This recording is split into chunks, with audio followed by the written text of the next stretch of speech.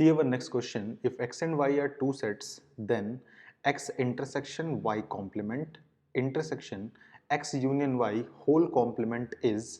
चार ऑप्शंस आपके पास दिए गए हैं और आपको बताना है कि इस बूलियन एक्सप्रेशन का आंसर इन चारों एक्सप्रेशन में से कौन सा होगा। ओके, सो लेक्चर वीडियोज में जब मैं आप लोगों को सेट थ्योरी के अंदर वेन डायग्राम वाले टॉपिक को समझा रहा था, मैंने आपसे कहा था जब कभी भी आप लोगों के पास कोई कॉम्प्लेक्स सेट्स का इंटरसेक्शन या फिर यूनियन होता है तो उन क्वेश्चंस को आप लोग वेन डायग्राम से बहुत ही इजीली कर सकते हैं।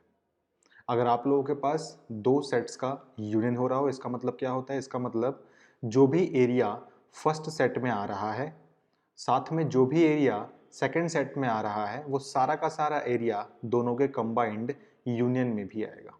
सिमिलरली मैंने आपको बताया था जब कभी भी आपके पास दो सेट्स का हो रहा हो इंटरसेक्शन, इसका मतलब जो भी एरिया फर्स्ट सेट के अंदर आ रहा है और जो भी एरिया सेकंड सेट के अंदर आ रहा है कंबाइंडली दोनों के दोनों डायग्राम्स के अंदर क्या चीज दोनों में आ रही है वो आप लोगों के पास इंटरसेक्शन का आंसर होता है। चलिए मैं इस सवाल को आपको वेन डायग्राम की मदद से समझाता हूं। ओके, मैं यहाँ पे दो वेन डायग्राम्स को ड्रॉ कर लेता हूँ। नाउ लेट सपोज ये सेट आपके पास डिनोट कर रहा है सेट x को, ये डिनोट कर रहा है सेट y को। सिमिलरली ये डिनोट कर रहा है x को और ये डिनोट कर रहा है लेट सपोज y को। फर्स्ट सेट को ध्यान से देखें तो आप पाएंगे जो आपके पास लिखा हुआ है x इंटरसेक्शन y कॉम्प्लीमेंट, इसका मतलब होता है इंग्लिश में x ओनली या फिर x बट नॉट y। और वेन डायग्राम में हमें पता है कि ये जो एरिया होता है इसको हम यहाँ पे डिनोट करते हैं। x इंटरसेक्शन y कॉम्प्लीमेंट का मतलब होता है x ओनली, यानी कि y का कोई भी पार्ट ना हो, तो ये रिप्रेजेंट करता है आपका x ओनली को।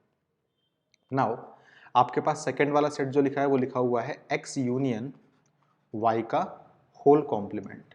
इसका मतलब आपको पता है वैसे कि x यूनियन y का मतलब होता है ये x यूनियन y में ये सारा का सारा पार्ट आता है और अगर हम लोग इसका कॉम्प्लीमेंट निकालें तो इसका मतलब इसको छोड़ के जो भी कुछ बच गया बाकी सब कुछ इसके अंदर आएगा, यानी कि ये पूरा का पूरा पार्ट जो है हमारा वो x यूनियन y के होल कॉम्प्लीमेंट को रिप्रेजेंट कर रहा है, जो मैंने यहाँ पे ब्लू मार्कर से ड्रॉ किया है। मैं इसको रब कर देता हूँ यहाँ से।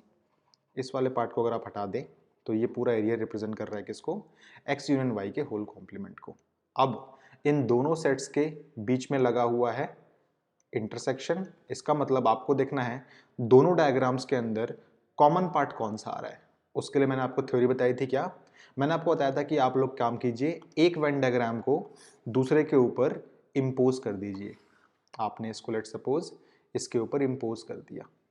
ऑलराइट, नाउ आपको देखना है कि दोनों के दोनों इस डायग्राम के अंदर कहाँ पे दोनों का दोनों पार्ट शेड हो रहा है। तो हमें दिख रहा है साफ साफ इसके अंदर तो कहीं पर भी हमारे पास दोनों पार्ट शेड नहीं हो रहे। एक बाहर के शेड को शेड कर रहा है और एक सिर्फ अंदर वाले एक्स ओनली को शेड कर रहा है। इसका मतलब इस पूरे का जो आंसर हमारे पास आएगा x intersection y complement intersection x union y complement whole complement का आंसर हमारे पास कुछ नहीं आ रहा है, यानी कि फाई आ रहा है। देखते हैं हमारे पास कोई ऑप्शन है क्या, तो ध्यान से देखिए ऑप्शन नंबर सी हमारे पास यहाँ पे फाई लिखा हुआ है। अगर यही सवाल हमारे पास होता इस तरीके से x let suppose x intersection y complement को यूनियन करना होता हमें अगर x इंटरसेक्शन y के होल कॉम्प्लीमेंट के साथ, फिर क्या आंसर होता?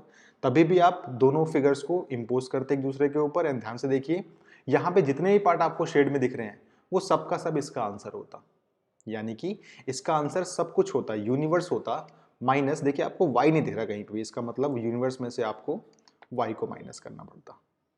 ठीक है, तो यूनियन का आंसर क्या होता? पूरे यूनिवर्सल सेट में से आपको सेट नंबर y को माइनस करना होता।